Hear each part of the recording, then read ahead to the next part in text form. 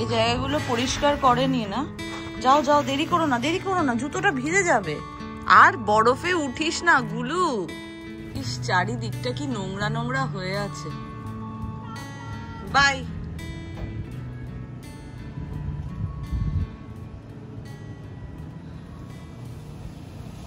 গতকাল রাত্রে আবার হয়েছে স্নোফল। চারিদিকটা কিরকম নোংরা, কাদা কাদা হয়ে আছে। খুব যে বেশি বরফ পড়েছে তা না, তবে বরফ পড়লে, আর যেহেতু কাল সন্ধ্যেবেলা থেকেই শুরু হয়েছে বরফ পড়া, বরফটা ওঠানো একটু সমস্যা হয়ে যায়। গাড়িটা কিছুক্ষণ অন করে রাখলে তারপরে আস্তে আস্তে ব্রাশ দিয়ে ঘষলে বা হাত দিয়ে ঘষলেই উঠে যায়। স্লেটের মতো বরফ উঠে উঠে আসছিল, ওটা অরিত্ররই কাজ, ওই করেছে বরফ পরিষ্কার করা। মানে যেই দেশগুলোতে আরো বেশি বরফ পড়ে তাদের বেশ কষ্ট হয়, বোঝাই যায়। Good morning everyone, welcome back to the channel, welcome to simple thinking simple living. কেমন আছেন আপনারা? আশা করি সবাই খুব ভালো আছেন, সুস্থ আছেন। রুষা আর অরিত্র বেরোলো, এবার আমি লেগে পড়ি বাড়ির কাজে।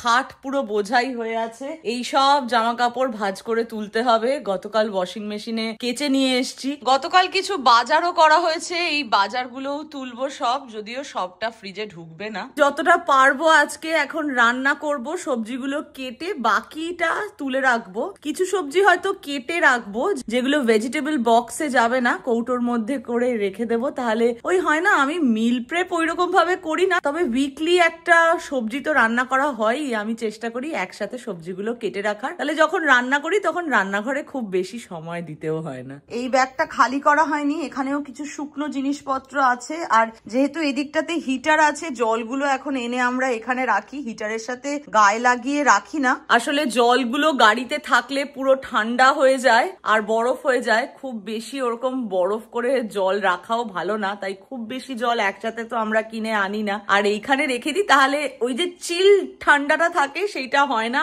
মোটামুটি একটা নর্মাল টেম্পারেচারে জলটা এসে যায়, তাহলে আর জলটা গরম না করেই খাওয়া যায়। সবজির একেবারে ছড়াছড়ি। সবার আগে ভাবলাম সবজিগুলোকে এখানে গুছিয়ে নি, তাহলে বুঝতে পারবো কোনগুলো আজকে রান্না করব, কি কি কেটে রাখবো আর কি কি এমনি ধুয়ে পরিষ্কার করে রেখে দেব। প্রতি সপ্তাহে তো এত সবজি কিনতে যাওয়া হয় না। বাড়ির কাছে যে সবজি মান্ডি আছে বা শপরাইটে গিয়েই মোটামুটি চালিয়ে নেওয়া হয়। 15 দিন পর পর আমরা যাই, বেশ অনেকটা করে সবজি কিনে নিয়ে চলে আসি। এই যা সবজি আছে তাতে প্রায় মানে প্রতিদিন একটা করে তরকারি খেলেও 10 দিন মতো তো চলেই যায়। থোরটা পাইনি এইবারে, থোরটা আর আনা হয়নি। আর কালকে তাড়াহুড়ো করে বাজার করতে যাওয়া হয়েছে, আর কালকে আর এমনি বাজারের কোনো ভিডিও টিডিও বানাইনি, যেহেতু একটু বরফ টরফ পড়েছে তো একটু অন্যরকম খাবার বানানোর ইচ্ছা আছে। অনেক দিন হয়ে গেছে পিজা বানানো হয়নি, দেখি আজকে রুষারার আমার ইচ্ছা আছে একটু পিজা বানানোর বিকেল বেলা। অনেকদিন বেগুন পোড়া বানানো হয়নি, দুটো বড় বড় বেগুন নিয়ে এসছি। $1.5 দুটো প্যাকেট ছিল ক্যারট, তাই দুটো গাজরের প্যাকেট নিয়েছি। জুকিনি, পেঁপে, বিটরুট, ইয়ালোপিনো বেশি নিইনি, 4টেই নিয়েছি। দুটো শসা, ধনেপাতা প্রত্যেক সপ্তাহতেই লাগে। অনেকদিন বাদে কুদরি পেলাম, কুদরি কিনেছি। বিনস, টমেটো, ক্যাপসিকাম, রসুন, মোচা, এটা আমাদের প্রতি সপ্তাহের সঙ্গী প্রায় বলতে গেলে। কুমড়ো, কাঁচা লঙ্কা, এইগুলো সবজির মধ্যে। তাছাড়া ফুল মাখানা এখন রুষার খুব পছন্দের একটা স্ন্যাক, তাই বড় প্যাকেট কিনেছি। আর এইটা নিয়ে আমাদের বাড়িতে লড়াই চলে, হাজমোলা আর মৌরি। এই হাজমোলা আর মৌরি না দিন গোনা যায় না, 2-3 দিনেই অরিত্র সব শেষ করে দেয় আর রুষার সাথে ঝগড়া লাগে। গুঁড়ো দুধ অনেকদিন ধরেই শেষ হয়ে গেছে, গুঁড়ো দুধ। এদিকে ময়দা শেষ হয়ে গেছিল, ময়দা, মুসুর ডাল, কাঠবাদাম, ছোলা, রোস্টেড চানা, ওই ছোলা আর কি স্ন্যাকের জন্য, চা পাতা, আর অল্প একটু বাজরার আটাও নিয়ে এসছি। রুটি বানানোর সময় নর্মাল আটার সাথে একটু করে মিশিয়ে দিই, আর তার সাথে মুগ ডাল। এই তো আছে। এই ছাড়া পাস্তা সস কিনেছি একটা, পাস্তা বানাবো যখন তখনই দেখাবো। তার সাথে সর্ষের তেল, সাদা তেল, এইসবও কেনা হয়েছে। তো মানে কালকে ভরপুর বাজার হয়েছে। এখন বাজার করলে বাজার তোলার একটা ঝামেলা, তার সাথে সাথে এত সবজি একসাথে তো ফ্রিজে ঢুকবে না, তাই কিছুটা সবজি বানিয়েও রাখবো। প্রথমেই আগে মুগ মুসুর ডাল বানাবো, ধনেপাতা আর টমেটো ফোড়ন দিয়ে বানাবো, আর তার সাথে একটু 5 ফোড়নও দেবো।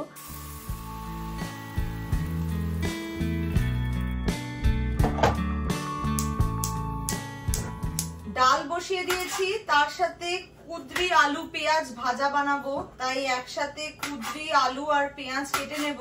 তেলের মধ্যে কালো জিরে ফোড়ন দিয়ে দিলাম, একটা কাঁচা লঙ্কা চিড়ে রেখেছিলাম ওটাও অ্যাড করে দিলাম। লঙ্কাটা একটু ভাজা ভাজা করে নিয়ে এইবার কেটে রাখা আলু পেঁয়াজ আর কুদরি অ্যাড করে দিলাম। কুদরিটা ভাজা হয়ে গেলে এরপরে ডাল ফোড়ন দিয়ে দেব আর একদিকে ভাতও বসিয়ে দেব।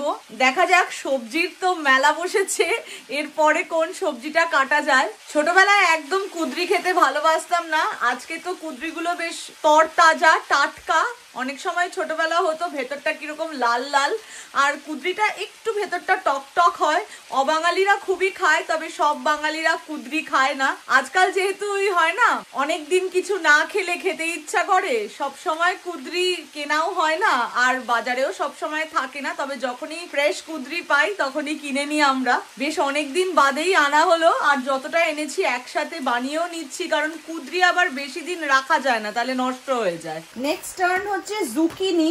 দুটো জুকিনি নিয়েছি, বেগুন ভাজার মতো এরকম গোল গোল করে কেটে নিচ্ছি। খোসা ছাড়ানোর দরকার নেই, ভালোভাবে ধুয়ে নিয়ে এরকম গোল করে কেটে নিলেই হবে। কুদরি নেমে গেছে, এইবার জুকিনি যেটা কেটে রাখলাম বসিয়ে দিই। সেম কড়াইতেই আবার তেল বসিয়ে দিয়েছি।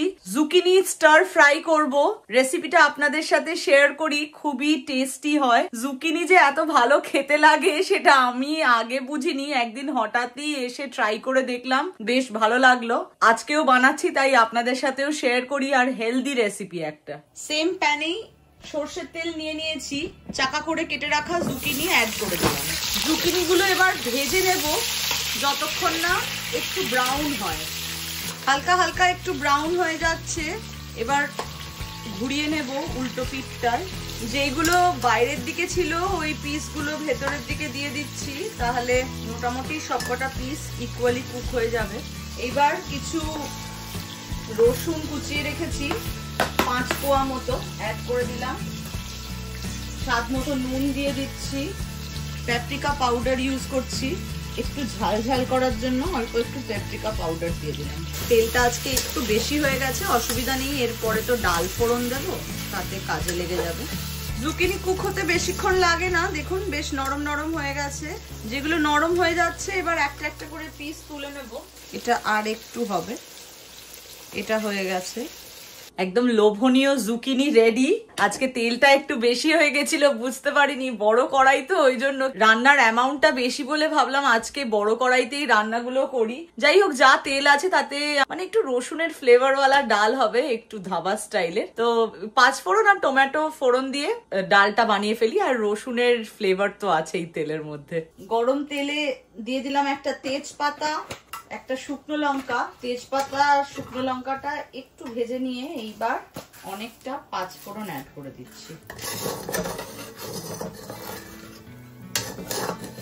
মশলার স্মেলটা বেরিয়ে আসলে এইবার একটা টমেটো কুচিয়ে রেখেছি অ্যাড করে দিলাম।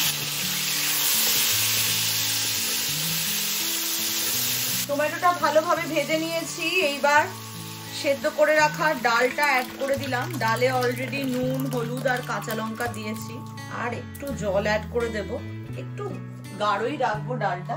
একদম ফ্রেশ ধনেপাতা ছিল, ভালোভাবে একটু কুচিয়ে দিয়ে দিলাম, বেশ অনেকটাই। এবার ফুটলেই নামিয়ে নেব। ভাত বসিয়ে দিয়েছি, ডালটাও হয়ে গেছে, বাসনগুলো মেজে নিই, তাহলে লাঞ্চটাও এবার করে নেওয়া যাবে। রাত্রিবেলা তো ইচ্ছা আছে পিজা বানানোর, প্রথমেই লাঞ্চ হয়ে গেলে পিজা ডোটা বানিয়ে নেব। ডোটা রেডি হতে একটু সময় লাগবে। টেস্টি টেস্টি ধোয়া ওঠা খাবার দাবার ready.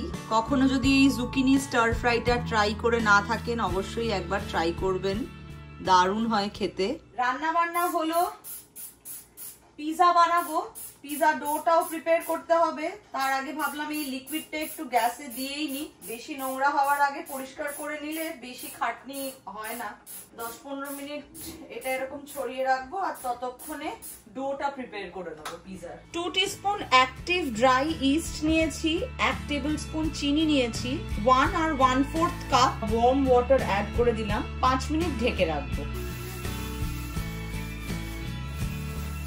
4 tablespoon olive oil add করছি। এবার স্বাদ অনুযায়ী নুন দিয়ে দিলাম, half teaspoon garlic powder add করলাম, অল্প একটু ইটালিয়ান সিজনিং দিয়ে দিচ্ছি, সবকিছু ভালোভাবে মিশিয়ে নিলাম। 3 কাপ মতো ময়দা অ্যাড করে দিচ্ছি। এবার 1 কাপ 2 কাপ। এইবার ভালো করে ময়দাটা মেখে নেব। বাটির চারিদিকে আর ডোটার মধ্যে তেল মাখিয়ে নিয়েছি। আধ ঘন্টা রেস্ট করতে দেব। এবার টপিং এর জন্য সবজিগুলো কেটে নেব। পেঁয়াজ, ইয়ালাপিনো আর ক্যাপসিকাম আছে, আর আমার কাছে ফ্রিজে কিছু মাশরুম আছে, ওটাও দেব। আধ ঘন্টা 40 মিনিট মতো হয়ে গেছে, ডোটা রেস্ট হচ্ছে। এইবার পিজাটা বসিয়েই দেব। সবচেয়ে ভালো হয় যদি সকালবেলা উঠে ডোটা বানিয়ে রাখা যায়, তারপরে লাঞ্চে যদি কেউ পিজা খেতে চায়, আর নয়তো লাঞ্চ টাইমে বানিয়ে রেখে একদম ডিনারের জন্য পিজা বা আর্লি ডিনারের পিজা একদম রেডি। আজকে আমাদের একটু ডোটা বানাতে দেরি হয়ে গেছে, তো যাই হোক মোটামুটি আজকের জন্য ঠিক আছে। কিন্তু আপনারা যদি এই রেসিপিটা দেখে বানান, অবশ্যই 3 ঘন্টা মতো গ্যাপ দেবেন, তাহলে ডোটা রেডি হয়ে যায়। যা ডো অ্যামাউন্ট দেখালাম সেটাতে একটা লার্জ আর একটা মিডিয়াম এই সাইজের পিজা হবে। ডোটা রেডি হয়ে গেছে, আর একটু ময়দা দিয়ে মেখে নেব। 375 এ ওভেনটা প্রিহিট করে নেব। দুটোতেই অল্প করে অলিভ অয়েল দিয়ে দেব। অলিভ অয়েলটা মাখিয়ে নেব। এটা রুটি বেলার মতো বেলেও নেওয়া যায়, আমি হাত দিয়েই করে দিচ্ছি। এবার একটা কাঁটা চামচ দিয়ে একটু প্রিক করে দেব যাতে ফুলে না ওঠে ডোটা। এই রোস্টেড গার্লিক পিজা পাস্তা সসটা ইউজ করছি। তার সাথে দিচ্ছি এই রাগু ট্র্যাডিশনাল সস। দুটোতেই একটু গার্লিক পাউডার অ্যাড করছি। একটু স্পাইসি করার জন্য প্যাপরিকা পাউডার অ্যাড করছি। এইবার পুরো সসটা ভালোভাবে স্প্রেড করে দেব ডোতে। আচ্ছা, এবার তুমি অন্যটাতে দাও চিজ, আমি ততক্ষণে ভেজিস অ্যাড করছি, তারপরে আবার চিজ দেবো। হ্যাঁ, আচ্ছা, এইবার মাশরুম কেটে রেখেছি, ওইগুলো অ্যাড করে দিচ্ছি। কিছু ইয়ালাপিনো দিয়ে দিচ্ছি, কিছু অনিয়ন দিয়ে দিচ্ছি। এবার তুমি আবার উপর দিয়ে চিজ দিয়ে দেবো। এবার অন্যটাতে দিচ্ছি বেল পেপার। ঠিক আছে, একদম খুব ভালো দাও। আচ্ছা, উপর দিয়ে এবার একটু অরিগ্যানো ছড়িয়ে দিচ্ছি। একটা একটা করে করব। এইটাকে একটু ঢেকে রাখছি, অন্যটা উপরের লেয়ারে বসিয়ে দিলাম। 20 মিনিটের জন্য বেক করে নেব। একটা পিজা ডান, দেখতে তো দারুণ হয়েছে। এবার অন্যটা বসিয়ে দিই। এইটা বসিয়ে দিই। এবার দারুণ সুন্দর থিন ক্রাস্ট পিজা হয়েছে। এইটা খেতে খেতে অন্যটাও রেডি হয়ে যাবে। ভাত ডাল তরকারি তো আছেই, কিন্তু এই গরম গরম পিজা ছেড়ে মনে হচ্ছে না আর ওইগুলো কিছু খাওয়া হবে। এইটা দিয়েই শুরু করি আমরা। আজকের ডিনারটা তো বেশ জমে যাবে। গন্ধ বেশ ভালো, দেখতেও ভালো হয়েছে, আর আগেও বানিয়েছি, খেতেও বেশ ভালোই হয়। যদি আপনারা এই রেসিপিটা ট্রাই করেন আমাকে অবশ্যই জানাবেন। আপনারাও কিভাবে পিজা বানান একদম স্ক্র্যাচ থেকে আমার সাথে অবশ্যই শেয়ার করবেন, তাহলে আমিও রেসিপিটা বানিয়ে দেখব। আগেও বলেছি, আপনারা যেরকম আমার থেকে একটু আধটু হলেও শেখেন, আমিও কিন্তু আপনাদের কমেন্ট পড়ে খুব খুশি হই, উৎসাহিত হই, আর অনেক কিছু শিখিও। আজকের ভিডিওটা তাহলে এখানেই শেষ করছি। আশা করি আজকের ভিডিওটা আপনাদের ভালো লেগেছে। যদি ভিডিওটা ভালো লেগে থাকে, do like, share, comment and subscribe to simple thinking simple living. আবারও দেখা হবে খুব শিগগিরই একটা নতুন ভিডিওতে। ভালো থাকবেন, সুস্থ থাকবেন। Bye bye, good night. এইটা হলো সেকেন্ড পিজাটা। এটাও সুন্দর থিন ক্রাস্ট পিৎজা হয়েছে।